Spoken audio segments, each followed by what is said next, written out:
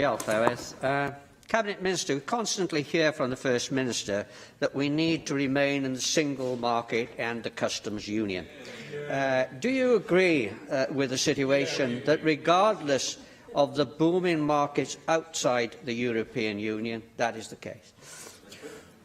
I'm yet to be convinced. I'm yet to be convinced that establishing trade agreements with countries outside the EU will compensate for the consequences that a hard Brexit or no deal would result in. It's my firm belief, based on the evidence that I have seen and the lack of evidence to the contrary, that a transition arrangement must be secured and eventually a deal must be secured that does not damage the country's economic prospects for the long term.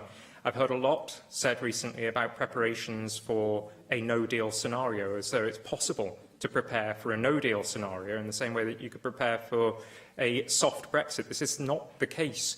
You can't prepare for a no-deal scenario to the extent that its impacts are fully mitigated. Preparing for a no-deal scenario, I think, is a bit like preparing to swim through lava. It will be a dangerous experience for the economy, and we will not be able to compensate for it through establishing trade agreements with other countries outside the EU.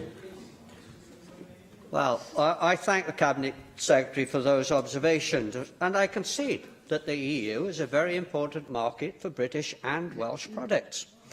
But the fact is that our trade with Europe is falling rapidly, whilst our trade with the rest of the world is rising rapidly. So does the Cabinet Minister not agree that freeing ourselves from the shackles of EU legislation and being able to trade with the rest of the world under our own terms has the potential to massively expand our trade outside the EU? But the fact remains that, and the member said that it's dropped significantly, it hasn't dropped significantly in terms of exports, from just over 60% to just below 60% with the EU. So the consequences of leaving with no deal in place would be pretty devastating for the Welsh economy, and it would not be compensated for by establishing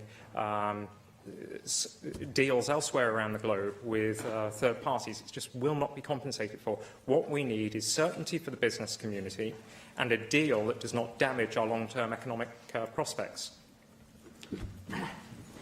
Well, let's have an honest and frank discussion about this European Union and our dependence on it. The ONS figures show that 80% of our overseas earnings come from the services sector, which is outside trade deals. So even if the EU was to cut off its nose to spite its face and choose to implement tariffs on UK goods, the overall cost to the UK economy would be limited. That's much more than that envisaged by the Remain camp. And if we examine this a little further, we would of course come under WTO rules, which might result in 5% tariff on goods both from Europe and into Europe. Should this be the case, because of our trade deficit with Europe, this would yield some £4 billion net profit to the UK economy. Would you not agree this would be ample money, not only to compensate Welsh farmers and businesses for any loss of trade, but most of the UK farming industry to boot? I was recently at the WTO in Geneva. I met with various experts. I came away from there having learned a good deal about economic development and sustainable development and inclusive development, but I also learned that the likely consequences of reverting to WTO rules could mean that the UK economy shrinks by between 8 and 10%.